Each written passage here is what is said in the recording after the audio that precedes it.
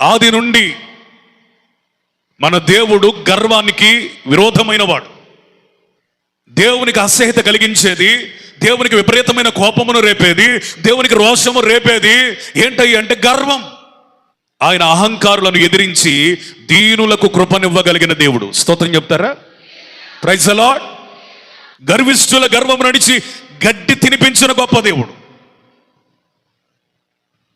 బైబిల్లో సింహాసనాలను చూచి, రాజనగరులను చూచి, వారిని కట్టిన వాటిని, నాటిన వాటిని చూచి గర్వించిన వారి హృదయ గర్వమును సమూలముగా అణిచివేసిన సార్వభౌమాధికారము కలిగిన దేవుడు, సర్వశక్తి కలిగిన దేవుడు. మీరు ఆదికాండం నుంచి చూడండి, గర్వము చేత నింపబడిన, హృదయ గర్వముతో నింపబడిన ఎవరిని కూడా ఆశీర్వదించినట్టుగా మీరు చూడలేరు. ఎంత పనికి మాలినోడైనా విధేయుడైతే, సాత్వికుడైతే, దీనుడైతే ఆయన పాదాలు పట్టుకుంటే వాడి గత చరిత్ర ఎంత చండాలంగా ఉన్నా, ఎంత అధ్వానంగా ఉన్నా వారిని ఆశీర్వదించిన దాఖలాలు కూడా కనపడతాయి.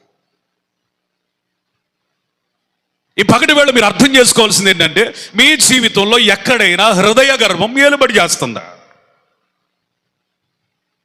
హృదయ గర్వం అంటే అర్థం ఏంటి తెలుసా? వాడి హృదయము మొత్తం నింపబడింది. మనిషి హృదయంలో ఏదైతే నింపబడుతుందో అది మాటల్లో బయటకు వస్తుంది. మనిషి హృదయంలో ఏదైతే నింపబడుతుందో అది చేతల ద్వారా బయటకు వస్తుంది. మనిషి హృదయంలో ఏదైతే నింపబడుతుందో అది నిర్ణయాల ద్వారా బయటకు వస్తుంది. మనిషి హృదయంలో ఏదైతే నింపబడుతుందో అవి సంబంధాలలో, స్నేహాలలో కూడా కనబడుతుంది. అందుకని నీ హృదయాన్ని ఎప్పటికప్పుడు కాపాడుకోవాలి. ఎక్కడైనా గర్వం హృదయంలోనికి వచ్చి నివాసం చేయడానికి ప్రయత్నం చేస్తుందా? నీ డబ్బు పెరుగుతుండ వలన, నీ ఉద్యోగం వలన, నువ్వు చేస్తున్న పనుల వలన, నీవు కలిగి ఉన్న ప్రజల వలన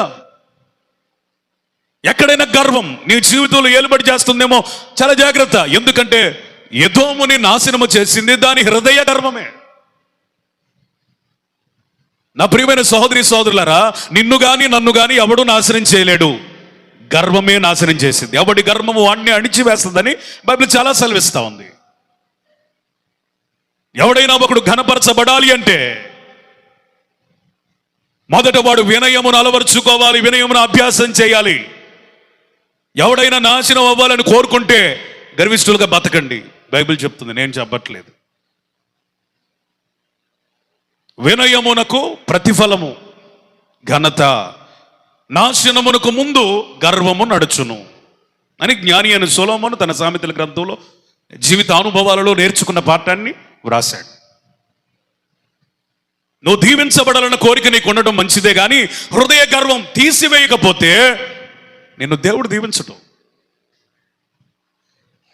చాలా మంది వాళ్ళ జీవితాలలో ఎందుకని దీవించబడలేకపోతున్నారు? ప్రార్థన లేక కాదు, మందిరానికి రాక కాదు, వాక్యం తెలియక కాదు, భక్తి భావజాలం లేక కాదు. వాళ్ళు ఎందుకు ఆశీర్వాదం నొందలేకపోతున్నారంటే కారణం ఏంటంటే వారి హృదయములో ఏలుబడి చేస్తున్న గర్వమే తప్ప వేరొకటి కాదు. పేతురు పత్రికలో, యాకోబు పత్రికలో చాలా స్పష్టంగా వ్రాయబడిన మాట, ఆయన అహంకారులను ఎదిరిస్తాడట. ఆయన ఎదిరించగా ఎవడు నీకు సహాయం చేయగలడు? అందుకని దీనులకే కృపనిస్తాడట. ఈరోజు నీకు కృప కావాలా? దేన మనసులోనికి రా. కృప కావాలా? తగ్గించుకో. కృప కావాలా?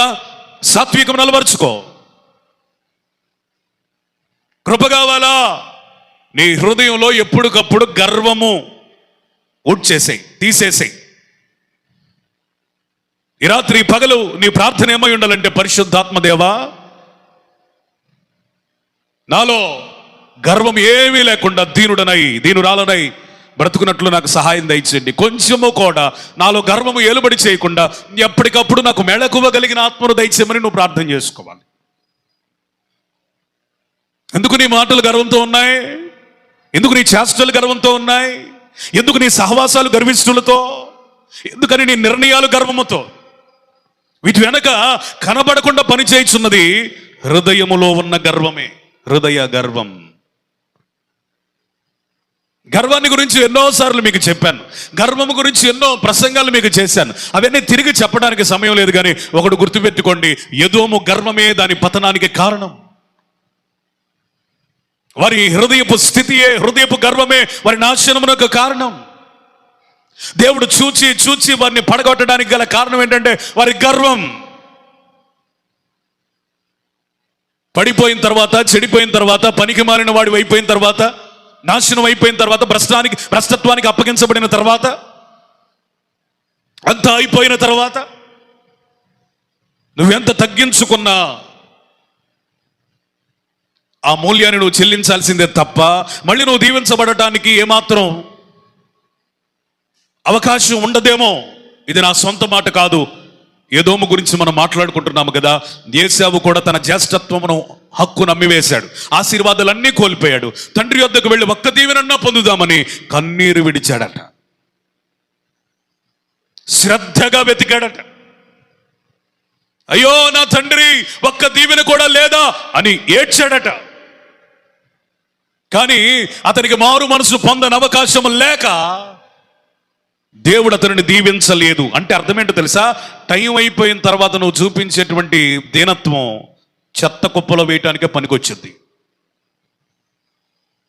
దేవుడు తృణీకరించిన తర్వాత నేను దీనుణ్ణి అయిపోయాను, నేను చాలా తగ్గించుకుంటున్నానంటే ఆ తగ్గింపు దేవునికి పనికిరాదు. అసలు దేవుడు నేను నెట్టేసిన తర్వాత, నీ ఎడల ఆయనకున్న కృపను తొలగించిన తర్వాత, అసలు నిన్ను పీకేసిన తర్వాత నువ్వు తగ్గింపు గురించి మాట్లాడుతున్నావంటే నీకు ఇప్పుడు జ్ఞానోదయం అయింది. అవ్వాల్సింది ఇంత అయిపోయిన తర్వాత కాదు జ్ఞానోదయం. సమయం ఉండగానే, దగ్గరగా ఆయన ఉండగానే, సమీపముగా ఉండగానే, నేను ఆశీర్వదించే అవకాశం ఉండగానే, ఆయన సన్నిధిలో నిలవనిచ్చే ఆయన కృప ఉండగానే నువ్వేం చేయాలా? ధీరుడు అవ్వాలి, తగ్గించుకోవాలి, సాత్వికం నేర్చుకోవాలి, నిలబడడం నేర్చుకోవాలి, వినయ మనసును సంపాదించుకోవాలి. అంతా అయిపోయిన తర్వాత నేను దీనుడిని అయిపోయానంటే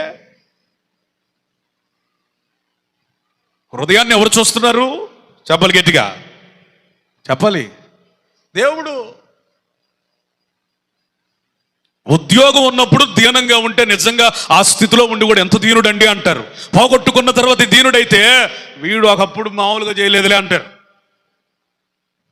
నీకు డబ్బు బాగా ఉన్నప్పుడు గర్వించి అంతా పోయిన తర్వాత నేను దీనుడిని అయిపోయాను, రిక్తుడిని అయిపోయాను, దేవుని దృష్టిలో తగ్గించుకున్నానంటే నీ గతాన్ని ఒకసారి చూస్తే డబ్బు ఉన్నప్పుడు ఎట్ట మిడిసి పడ్డావో తెలీదా దేవునికి?